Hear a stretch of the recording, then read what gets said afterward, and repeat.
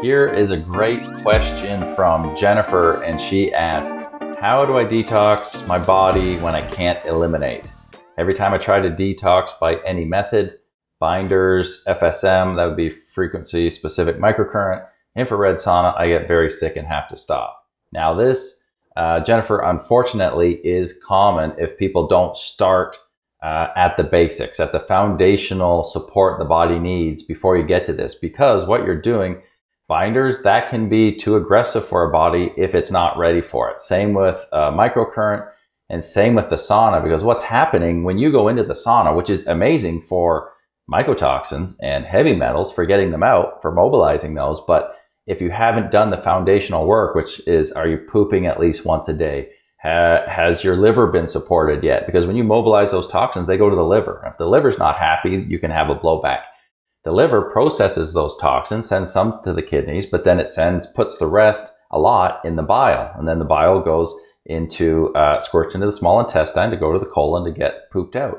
But when all of those mechanisms, the exit, the drainage funnel isn't working right, then when you do something good like those, because the toxins are building up and not exiting, there's a blowback. And the example I use with people is, it's like dusting a room without opening any windows. So if you go into a really dusty room and you're like, I'm going to dust because dusting's good, but the dust can't get out the window, it's not going anywhere, you just cough and choke and it makes it worse. So that's what's happening with you, in my opinion. So things you need to do is start at the bottom, literally start at the bottom going up. You start with pooping. If you're not pooping at least once a day, then you shouldn't be doing these other things. And mold and mycotoxins can literally inhibit peristalsis and slow down pooping, and constipation is a big issue for a lot of people when they have chronic exposure and toxicity. So pooping's number one, and we've got good tools for that. You've got things like, I'm just reaching over here,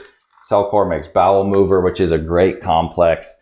You can do like oxy powder, which is magnesium oxide. You can do castor oil packs. You can do aloe 450. You need to hydrate right when you wake up. Anyway, I got on to a constipation video here. Back to your question. So the problem is you need to be pooping. You need to support the liver. Okay. You need to get some good herbs, support the liver. You need to increase bile flow. With clients, I give them advanced TUDCA and take that 20 minutes before at least one of their big meals a day. So at dinner time, take it before that. If they can do it before lunch too, that's great, because that increases bile flow.